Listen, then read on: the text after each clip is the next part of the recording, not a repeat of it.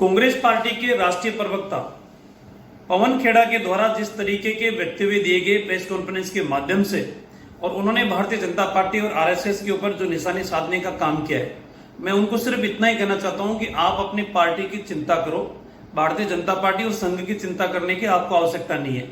और इस देश ने दोनों ही पार्टियों के चरित्र को देखने का काम किया है। भारतीय जनता पार्टी के चरित्र को भी देखा है, कांग्रेस के चरित्र को भी देखा है, कांग्रेस के घोटालों को भी देखा है और कांग्रेस के किस तरीके का लोकतंत्र है वो भी देखा है। सीताराम केसरी से लेकर और वर्तमान के राष्ट्रीय अध्यक्ष तक के सबके चरित्र को हिंदुस्तान की जनता ने देखा है। रही बात यह कि राजस्थान के अंदर कांग्रेस पार्टी की क्या स्थिति है। कांग्रेस पार्टी के एक प्रदेश अध्यक्ष को आप ही की पार्टी का एक मंत्री कहता है कि मैं तुम्हारे को अध्यक्ष मानने के लिए तैयार नहीं हूं, और वो कहता है कि मैं जब तक अध्यक्ष हूं तब तक मेरे आदेश और निर्देश आपको मानने पड़ेंगे।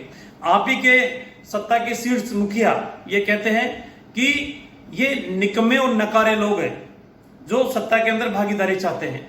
अब आप ही के सत्ता के लोग हैं, कोई किसी को निकम्मा कर रहा है, कोई किसी को नकारा कर रहा है। जिस तरीके से राजस्थान के अंदर आप ही की सरकार के नुमाइंदे और मंत्री भ्रष्टाचार के आखंड में डूबी हुई सरकार बता रहे हैं, 2.5 साल के अंदर कोई काम नहीं हो रहा, आप ही के विधायक कह रहे हैं। तो आप अपने विधायकों की चिंता करो, अपनी पार्टी की चिंता करो, अपनी सरकार की चिंता करो। भारतीय जनता पार्टी की चिंता करने की आवश्यकता नहीं है। और राजस्थान में किस तरीके से आपने चुनी हुए प्रमुखों को, प्रधानों को, नगरपालिका अध्यक्षों को, सभापतियों को और मेयरों को किस तरीके से अवैधानिक प्रक्रिया अपनाते हुए आपने प्रशासनिक तंत्र की कार्रवाई की है, उसको भी प्रदेश की जनता अच्छी तरीके से जानती है। इसलिए भारतीय जनता पार्टी को आपके प्रमाण पत्र की आवश्यकता नहीं है।